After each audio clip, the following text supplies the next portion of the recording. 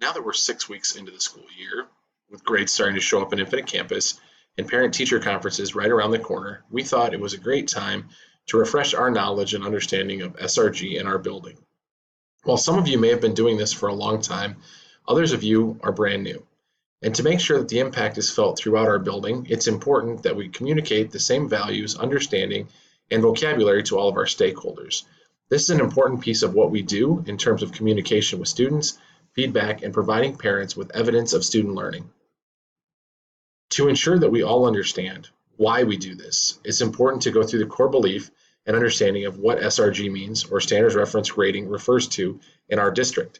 So our why is because we believe it's every child's civil right to be held to high expectations regardless of their zip code. And the core belief breaks down into 4 areas: fair, accurate, specific, and timely. And it's the Des Moines Public School belief that all stakeholders should be engaged in these parts of our grading system.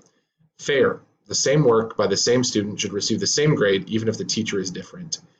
Accurate, grades are based solely on achievement, which means other factors like behavior and attendance are not used to calculate a grade. Specific, grading policies should be so clear that students should be able to tell the teacher what they've earned before the teacher actually calculates it. And timely, feedback to students is so timely it can be used almost instantaneously to improve their assessment scores. To ensure that all our stakeholders get a fair and accurate scoring with feedback received, it's important that we look at our guiding practices. There are actually 6 of them. A consistent 4-point grading scale is used. Academic achievement is reported separately from behaviors, and that's a really big piece. A lot of times, teachers want to punish students for misbehaving on their grades, and as we know in an SRG system, that doesn't work. 3, scores are based on body of evidence. 4, achievement is organized by report by learning topic. In our secondary school, being a high school, topic scores are converted to a grade only at semester's end. 5, students have multiple opportunities to demonstrate proficiency. This will be talked about later when we talk about cycle 1 and cycle 2. And number 6, accommodations and modifications are provided for exceptional learners. So we talked about a 4-point scale with number 1. Here is our current 4-point scale, including a 0 and the missing option. And if you look at number 4, this is common language that we all should be using.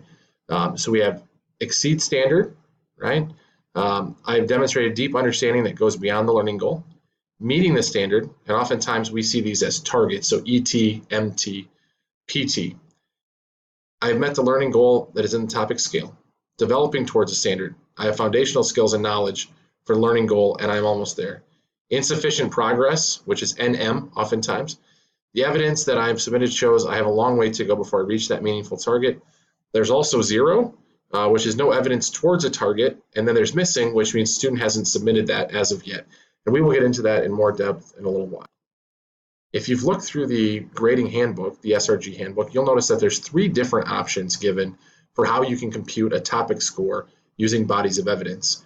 Here at East, we use option 2. And option 2 gives us a chance to look at each individual piece of evidence and then use that to create a professional decision on what that topic score should be. And so what it does, it allows for individuals' bodies of evidence to be visible to both the student and the parent, allows for viewing of progression on a standard. Option 2 allowing us to view progression on a specific standard, as you can see in the example. The standards are linked with the pieces of evidence. So as we can see here, Lupe was progressing when she took the first piece of evidence, or we gathered the first piece of evidence. By the time we gathered the second piece of evidence on that same standard, 3B, she was actually at target. So that shows us the progression of Lupe. And so by using letters, students are more motivated to reach that at target because it's different than that traditional grading scale. So the idea of settling for a D or a C on a single assessment is something that SRG moves away from. It also gives multiple pieces of evidence to support a topic score. So as you can see, the topic score for Lupe was 2.5. That's because we took all of these pieces of evidence and we made a professional decision on where we thought she was at in terms of that topic. Now, we're not averaging, and we will get to that in just a moment. So when we're determining a topic score, specifically, we want to look at these different evidences over here on the right-hand side. So as I mentioned before, we don't average. Rather, we use our professional judgment and this chart to reach a defensible topic. Charts are available in helping determine a topic score based on specific evidences within that topic. And as you can see here, we talked about these a little bit before, but a 4 all the way down to a 0, right? 4 being the highest, oftentimes we refer to that as ET, right? And those are those opportunities we have to search out to extend our students' learning. We have 3.5, we have a 3, a 2.5, a 2, a 1.5, and a 1, and as well as that 0. Starting at level 3 is where we oftentimes want students to be. When we're at that level 3, that means that they are at target. So with that said, we do have this cycle for multiple opportunities of learning. And what we want to talk about is cycle 1 versus cycle 2. Cycle 1, oftentimes referred to as the assessment for learning. This is the initial stuff that's done in the universal instruction tier 1. These are the things that are made within the classroom, things like differentiation, the idea of small group instruction, modality changes, those different things that we do to allow our students multiple opportunities within our classroom when we're teaching the information. So that's all of our formative, informal checks for understanding, check it out, cool down activities, all those kind of things are done within that level 1 core instruction. Level 2 is actually after we've given an assessment, whether it's a quiz or a formative assessment that we're looking at something short-term, or it's more a summative, long-term unit test or something like that. Then you would enter into cycle 2, which is the reassessment of the learning. Most oftentimes, the reassessment of the learning is done in our Scarlet block time.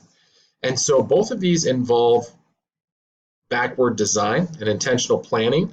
Backward design meaning you have the assessment piece that you're wanting at the end, and you work backwards in terms of the assessment is in line with the target, learning target, it's in line with the success criteria, it matches our standard, and then what do you need to do to teach your students to be able to be successful on that assessment.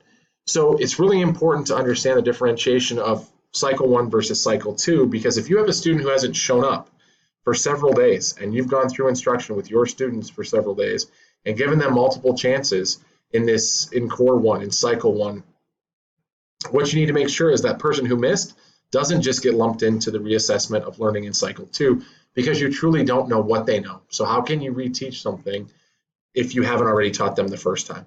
Now, does that mean you don't draft them? No, because what it means is that during that drafting time, that's when they're getting the same sort of information, instructional practices that you were using with your other students in that core instruction cycle 1 piece. Cycle 2 then is after they've taken that assessment and you return to giving them the retakes and the reteaches. We've talked a lot about having some kind of retake policy. What does it look like for your students to be able to come in and take a retake? We don't want to retake for retake's sake in cycle 2. There has to be some sort of reteaching and evidence of reteaching and relearning or learning new evidence to go ahead and take that reassessment in cycle 2. Along with that, oftentimes we hear teachers say, students won't turn anything in for a long time. They might wait until all the way before right at the end of the semester to turn something in. And so the idea of deadlines is something that we're using in our building to make sure that teachers are able to have a cutoff so that students need to show evidence of that target, that learning within that deadline. And so teachers and PLCs have the right to create a cutoff point for assessment and reassessment following the end of a unit or a chunk of learning. Oftentimes it's the 2-week rule. We took the test, we took the final assessment. You now have 2 weeks from this point to come in, get your relearning, to take your reassessment. That's been really successful in a lot of places and with a lot of different PLCs. But the most important thing is that you have to clearly communicate that to your students and to their parents. And so oftentimes I will go into a classroom and I'll see that someone has written up there, deadline for Unit 1 assessments is October 15th or something along those lines. And as you can see from the excerpt here coming out of the handbook, it talks about due to the structure of our semester and grading periods, there will need to be a cutoff day for multiple opportunities. So at the end of the semester, we will also have that 2-week cutoff.